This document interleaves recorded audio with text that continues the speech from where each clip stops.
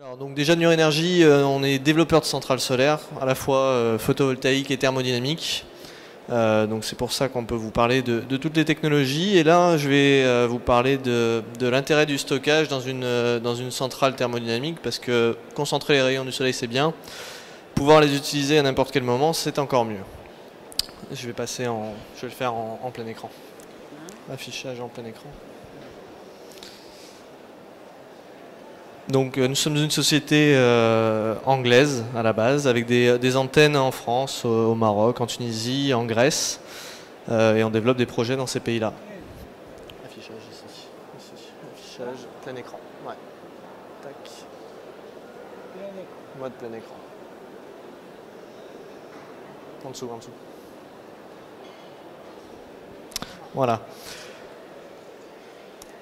Donc, comme vous le savez, puisque vous êtes ici, on sait tous que les énergies renouvelables sont en pleine croissance, que ce soit au Maroc, mais aussi dans les autres pays européens ou les pays de la zone MENA. On observe surtout de l'éolien et du photovoltaïque, qui ont été les premières technologies abordables et utilisées. Ces énergies ont eu l'intérêt de faire évoluer le mix énergétique vers du plus renouvelable, on va dire. Mais on apporte un lot de quelques inconvénients, notamment les intermittents sur le réseau, c'est-à-dire que vous avez un réseau qui devient moins stable avec des baisses de tension ou des modifications de fréquence. Les personnes de l'ON2E pourraient en parler très bien là-dessus. Donc on a bien entendu intérêt à augmenter encore et toujours ce mix de renouvelables. On sait que l'hydraulique est déjà bien exploitée, que ce soit au Maroc ou dans les autres pays, c'est une technologie plus mature.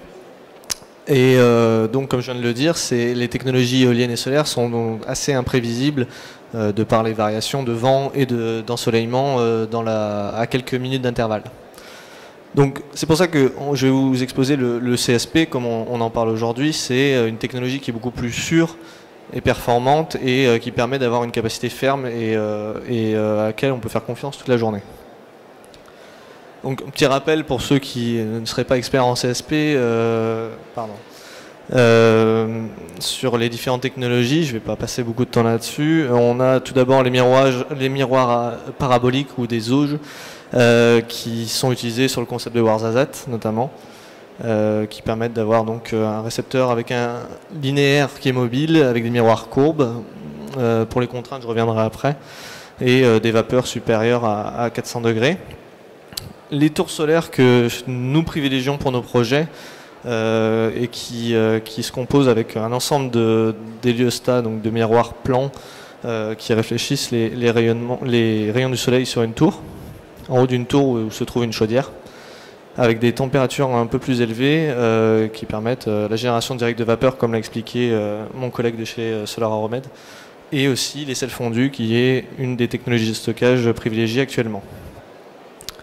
Le Fresnel, je pense qu'on a eu un bon aperçu avec SolarAromed, et la parabole Stirling, qui est un peu plus marginale aujourd'hui, qui permet de concentrer de la même façon les rayonnements avec une parabole sur un récepteur central. Donc, cette technologie est un peu moins répandue de fait de son coût et de sa performance. Pour faire un petit comparatif rapide entre les trois technologies que nous estimons principales pour l'instant, au niveau des miroirs paraboliques, les tours solaires et les photovoltaïques, les principales différences se font notamment sur les surfaces nécessaires. On sait que le photovoltaïque est assez concentré contrairement aux technologies CSP, mais les tours solaires par exemple s'adaptent un peu plus au relief et nécessitent donc moins de terrassement et moins de travaux topographiques. L'autre différence majeure, c'est donc entre le CSP et le photovoltaïque, les solutions de stockage. En CSP, on peut s'accommoder d'un stockage thermique, alors qu'en photovoltaïque, les technologies de stockage actuelles sont à la fois économiquement peu intéressantes et avec une durée de vie assez limitée et une performance assez limitée aussi. Donc, comme je l'ai dit, la valeur ajoutée du CSP au milieu de tout ça, c'est donc cette production de chaleur qui est stockable. Donc, vous avez un aperçu d'une unité de stockage d'assez loin, on verra le détail par la suite, et d'une unité de production. Ce stockage va permettre de pouvoir assurer une redistribution de l'énergie, donc de pouvoir l'accumuler dans la journée et donc compenser, comme je disais, les zones nuageuses. Mais c'est pas seulement l'intérêt, c'est que vous pouvez aussi décaler votre production en fonction de la taille du stockage, avec une production, donc, et pouvoir produire la même quantité d'énergie en fin de soirée, en fin de journée, voire la nuit, ou même, comme l'ont fait certains en Espagne, 24 heures sur 24. Il y a un pilote qui tourne depuis quelques années maintenant en Espagne, qui tourne donc 24 heures sur 24 avec un stockage assez important. Donc cette capacité des centrales CSP, ça permet de venir concurrencer un peu les centrales conventionnelles au fioul, au gaz, avec un facteur de capacité ferme, comme on l'appelle, assez important. Donc on va le détailler ici. Donc si on revient à nos énergies un peu intermittentes, l'éolien et le photovoltaïque. Donc ces facteurs de capacité de pointe, c'est donc la capacité de la centrale à fournir une énergie donnée à un temps donné. L'éolien et le PV, comme je disais, sont assez imprévisibles et on ne peut pas donc se reposer sur ces types de production pour assurer la capacité de pointe.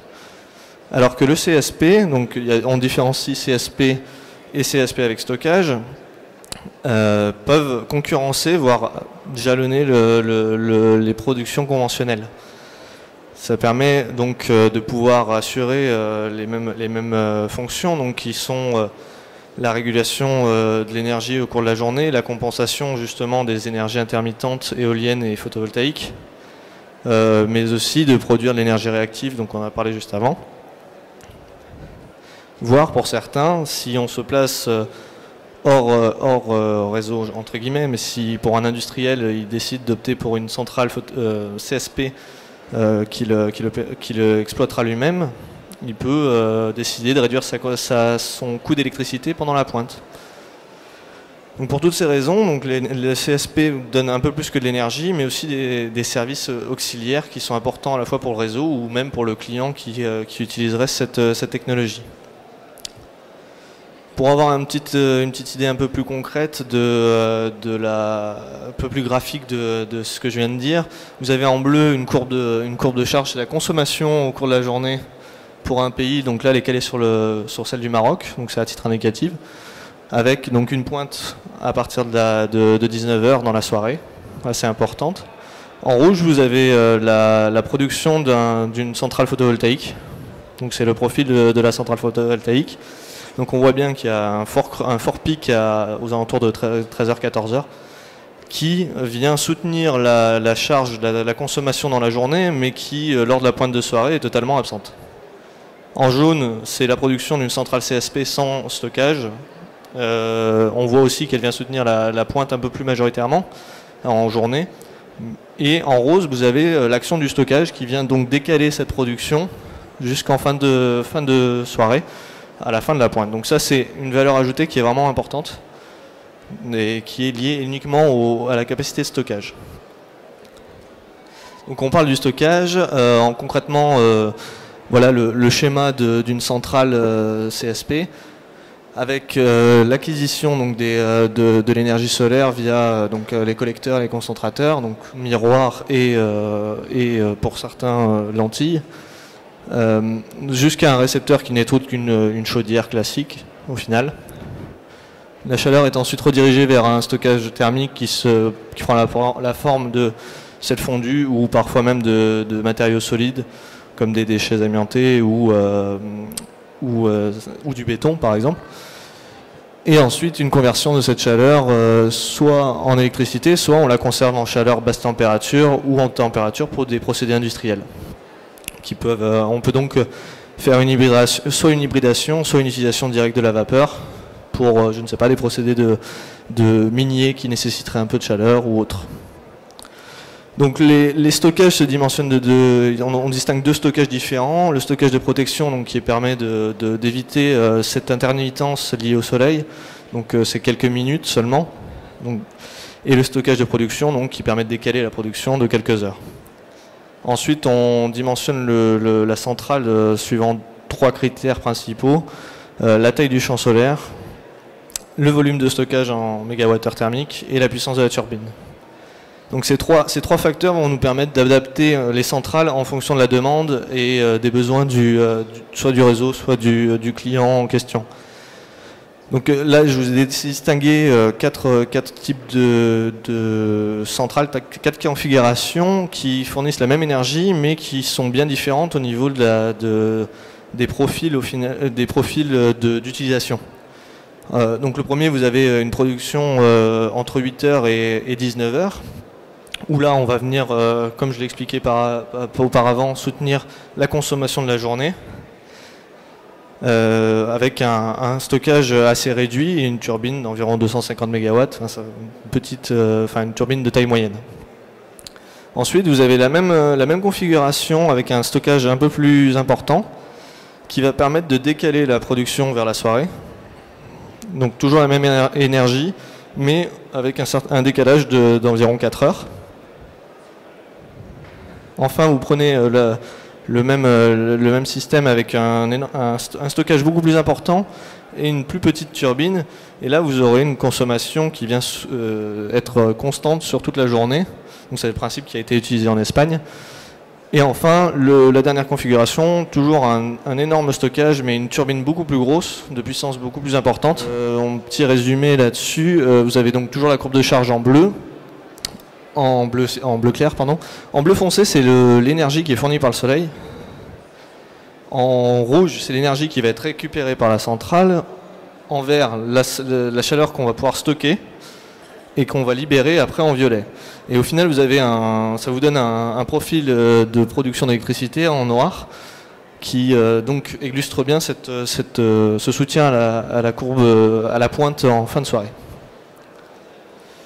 Donc j'en ai parlé un peu avant, comment on parle de stockage, mais quels sont les différents matériaux et les évolutions qu'il pourrait en voir. Donc on a actuellement les accumulateurs de vapeur dont a parlé mon collègue de SolarOmed, qui permettent un stockage de quelques heures, voire un poil plus, mais qui nécessitent un grand volume de stockage. Et les sels fondus qui sont donc plus utilisés pour des stockages longs. C'est cette technologie qui est utilisée en Espagne pour les 24 heures de stockage. Et il y a encore un peu de travail à faire là-dessus, mais c'est quand même bien avancé d'un point de vue commercial. Et ensuite, on estime qu'à moyen terme, on aura des matériaux à changement de phase vraiment efficaces. J'ai vu quelques exemples. Et les médiums solides comme le béton et autres, mais qui ont pour l'instant des températures de fonctionnement qui sont un peu basses. Voilà, vous avez quelques exemples sur le slide, sachant qu'on peut remarquer qu'il y a des petites connivences avec d'un point de vue écologique au niveau des déchets alimentés par exemple, qui peuvent être revalorisés en stockage par la suite.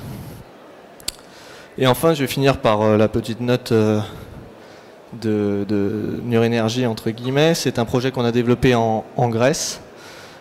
Sur l'île de Crète, donc avec des contraintes au niveau de l'île, évidemment d'un point de vue réseau c'est plus compliqué que quand vous êtes sur un réseau terrestre. Donc le projet s'appelle MINOS pour Minimum Intermittency Operating System, donc le système à la plus faible intermittence possible, qui a été récompensé par l'Union Européenne dans son programme NER 300 et pour lequel on utilise une centrale à tour avec un stockage d'environ 3 heures, une centrale de 50 MW, qui s'adapte, comme vous le voyez, très bien sur le terrain un peu compliqué qu'on avait, et qui, comme je le disais, respecte pour nous, à notre sens, mieux l'environnement d'un point de vue de l'adaptation, d'un point de vue terrassement sur le terrain, et aussi les refroidissements, parce qu'on utilise les refroidissements à l'air. Donc ce stockage de 3 heures qui est utilisé permettra justement de compenser la pointe de soirée sur l'île, ce que donc j'ai expliqué pendant la présentation. Et donc en conclusion, on est évidemment en faveur du développement de ces nouvelles énergies, de la prise en compte de ces intermittences, parce qu'il ne faut pas voir le réseau que comme un moyen, mais qui n'est pas de notre fait, mais qu'il faut justement aider.